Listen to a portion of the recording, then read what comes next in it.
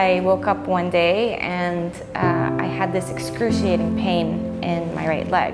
I couldn't get out of bed, I couldn't walk, and it was pain like I've never felt in my life. I found out it was a herniated disc.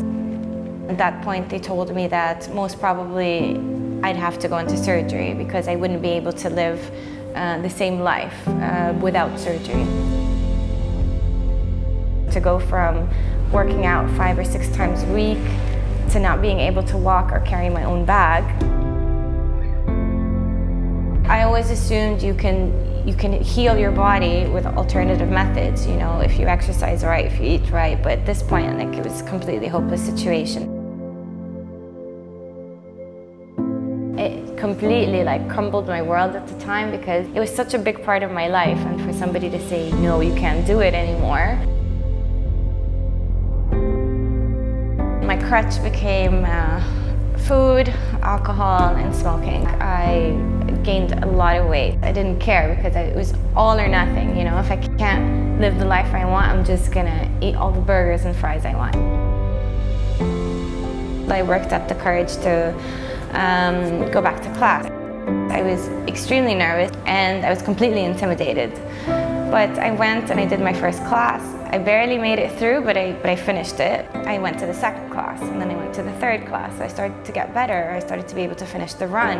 By the end of that year, I could get through classes. I was starting to lose the weight. I was feeling really fit and strong and, you know, confident again.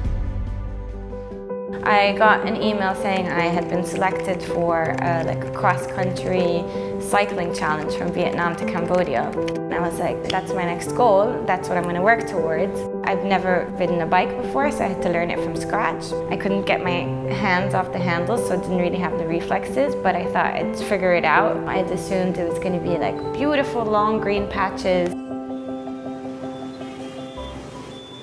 There's no lanes, there's no laws, it's complete chaos. I thought I was going to die. I had fallen so many times on the first day within the first 3 hours, and I just kept getting back on the bike. I was like, I just got to make it through the first day. I got into an accident, I bashed into a motorcycle, flew off my bike. I landed on my right knee and I heard this crack. My knee was swollen to the size of like a basketball. I had to come back to Dubai. I was on a wheelchair because I couldn't support my weight. My entire leg was gone. It attached so much emotional meaning to that one challenge. It was my goal. It was what was going to make me feel better. And this was like taking 100 steps back. Anywhere that was crowded, I couldn't go. Anywhere that required walking, like the mall, I couldn't go. I had a lot of people help me do simple things like, you know, put my clothes on. I didn't have hope. I wasn't arguing with the doctor at that point. I just said, that's it. This is my life.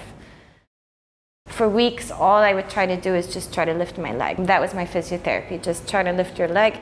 And one day I actually bent my knee. That was the big achievement. Just being able to fold my knee, I felt like $1 million. The whole process took me about 8 months till I felt confident enough to go back. It was extremely hard, but I got through it, so I felt good. I didn't feel discouraged at that point because I know how much I've gone through. Today, I'm able to finish the run. I've smashed my time. I'm able to lift weights that I want. I feel in control. I lost most of the weight that I'd gained. I'm not going back to that size anymore.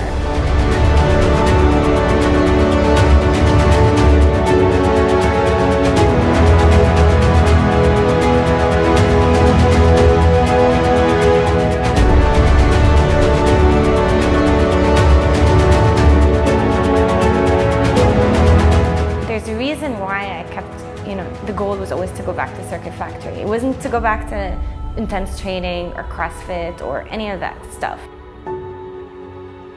There's a culture within Circuit Factory where you know the trainers, you know them on a personal level. They call you, they check up on you, you know the people that you work out with. It's such a motivating environment. Over the years, I saw so many people go from being extremely overweight to being extremely fit, you know, and they did that because the emotional element is there as well. It's not a thing or a workout for me, part of my life. You know, it's what keeps me going.